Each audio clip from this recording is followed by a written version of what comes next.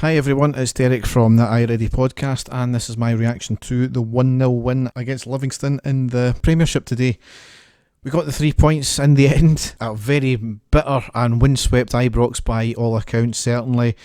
And after the calamity that was yesterday, you can certainly not blame the fans for the fact that it was certainly a less than full attendance today. But fair play to everyone who braved the conditions and certainly put up with the hassle as well. The things we do to support our team sometimes is brilliant. But into the game itself, the first half could have been summed up with any one of our other pods, certainly from 2020 so far. Again, we had most of the possession, but we died out at the final third. There's nothing really much more I can say about that. Again, we were just lethargic. We were getting sucked into the very pedestrian way of playing and the very slow pace that ultimately, again, we were getting dictated to by the opposition, because probably we had too much possession and there was not a lot of spaces. We did though carve out two good chances, one in the 34th minute with Halliday having a good chance. It was a great cut and move with Davis going forward through the middle, a 1-2 with Morelos. Davis gets the ball back, he hits it onto Halliday in the middle of the box, so it's a flick shot and the keeper pulls off a brilliant save which actually knocked it onto the post. Best move of the game so far at that point. 40th minute, we had a fantastic break down the right with Morelos playing an outstanding long cross into the front of the defence, which finds Hadji, who passes it to the overlapping Davis on the right. Got the ball into the box and had a shot, but another good save from the keeper because he came out and narrowed the angle, blocking the shot, putting it out for another corner. Could have done better maybe on both of them, but again, sometimes you can't legislate for the keeper. 42nd minute, first moment of controversy from the referee.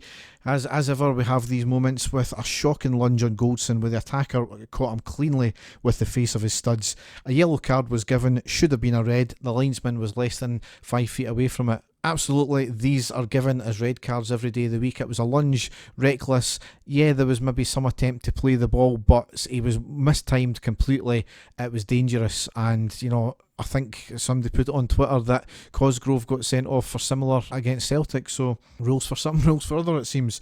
But anyway, into half-time, expected a wee bit more than half-time, and it never really came for 10 minutes until we made a change, and surprisingly slightly early this time as well. Kent came off and Canberry came on, and it changed the game. Ultimately, Canberry, we played a wee bit more further forward. It went to more of a 4-4-2, I think, and we were a lot better the second half.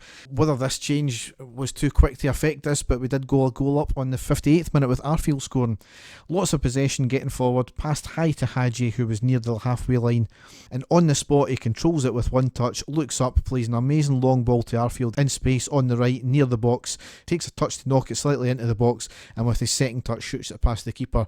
Brilliant composure and finishing. I think that's 4 goals in 8 games, I think Arfield scored now, but that control and that pass by Hadji was outstanding, just on the spot. Literally, he never moved at all, and it was just the vision there that created that. And certainly he had a quieter first half, but in the second half he came a lot more into it as well, spreading the passes about, and again showing he can play on either foot. Again, we kept on playing, which was good to see. Not too many clear-cut chances, but in the 70th minute we did have the ball in the back of the net. It was ruled offside. Ball was fed to Canberry, who has a great first touch to take it forward. Morelos nips in and effectively steals it off him and shoots in the back of the net. As usual, the RTV replays are absolutely dire. I don't know what the point in them is. They're too far close, they're too fast-paced. But however, an online image shared by Andrew Dixon shows that it was clearly onside. So once again, another goal for Morelos, and that's 2 in 2 games now, ruled not a goal for just shite officiating, basically. We won the game here today. This is the time we need to come out against referees, and I think Gerrard has actually said something about the referee performance today in his post-match comments himself. But it's time and time again this is happening. But anyway, we're not out of danger yet, because Livingston actually hit the post on the 81st minute when there was really a chance out of nothing. The attacker got the ball forward quite quickly. The attacker got a volley at the edge of the box and pings off the post and cleared, and then back out and then cleared for the corner. Really dangerous again. It came out of absolutely nothing, and that's something that when it's 1-0 we always struggle with. It's the one wee quick break, the one wee mistake that always does us, and that was a great technique from the player, and should have arguably was deserved of a a goal, but we got a wee bit fortunate on that one. And then we had another goal that was ruled offside as well in the 87th minute with Canberry.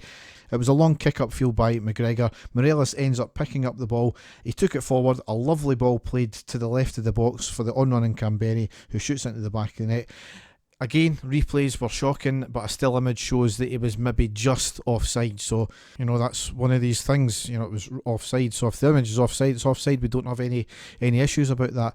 But in the game, earlier on in the game as well, there was a handball in the Livingston box by the Livingston defender. And apparently, according to Stephen Gerrard, the referee told Goldson he never gave the handball because of the conditions of the weather.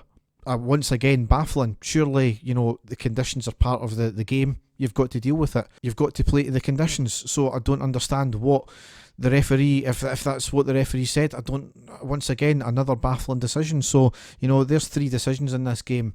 As much as we like to play the whole dignified silence thing, I'm glad Gerrard has came out and said something now. But it needs to be followed up time and time again. It needs to be part of press conferences. It needs to be every single decision that a referee gets wrong needs to be highlighted, even if it's against us as well. Sometimes, we need to hold our hand up and say, yeah, we got away with them there. And Gerrard is very honest when it comes to that. But it's these decisions that go against us. Once again, 3 potential game-changing decisions. And, fortunately we got the win.